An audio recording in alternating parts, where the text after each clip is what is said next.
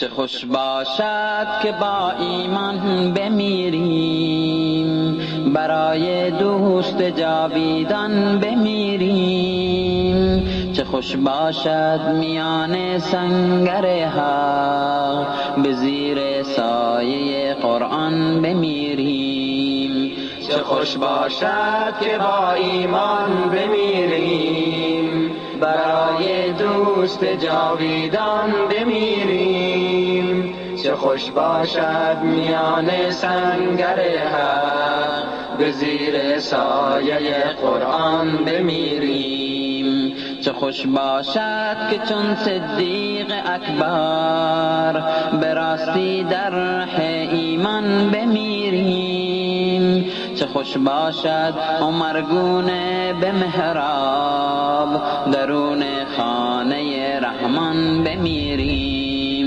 چه خوش باشد که با ایمان بمیریم، برای دوست جاویدان بمیریم. چه خوش باشد میان سنگر حق، به زیر سایه قرآن بمیریم. چه خوش باشد که چون عثمان مظلوم، به وقت خواندن قرآن بمیریم.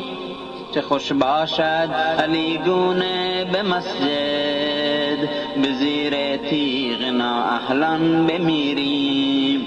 چه خوش باشد که با ایمان بمیریم، برای دوست جاویدان بمیریم. چه خوش باشد میان سنگر حق، به زیر سایه قرآن بمیریم. چه خوش باشد که چون صدیق اکبر، به راستی در ره ایمان بمیریم. چه خوش باشد عمرگونه به محراب، درون خانه رحمان بمیریم.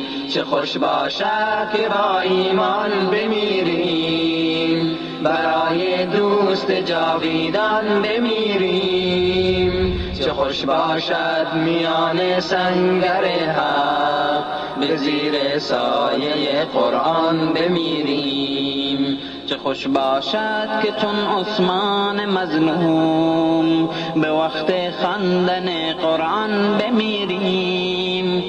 چه خوش باشد علی گونه به مسجد، به زیر تیغ نااهلان بمیریم. چه خوش باشد که با ایمان بمیریم، برای دوست جاویدان بمیریم. چه خوش باشد میان سنگر حق، به زیر سایه قرآن بمیریم. چه خوش باشد که چون بوذر و سلمان، برای خالق یزدان بمیریم. چه خوش باشد به سان ابن زهرا، به صحرا با لب عطشان بمیریم. چه خوش باشد که با ایمان بمیریم، برای دوست جاویدان بمیریم. چه خوش باشد میان سنگر حق، به زیر سایه قرآن بمیریم. چه خوش باشد به سان ابن حنبل، برای ماندن اسلام بمیریم. چه خوش باشد که در راه شریعت، به مثل حضرت نعمان بمیریم. چه خوش باشد که با ایمان بمیریم، برای دوست جاویدان بمیریم. چه خوش باشد میان سنگر حق، به زیر سایه قرآن بمیریم. چه خوش باشد که با ایمان بمیریم، برای دوست جاویدان بمیریم. چه خوش باشد میان سنگر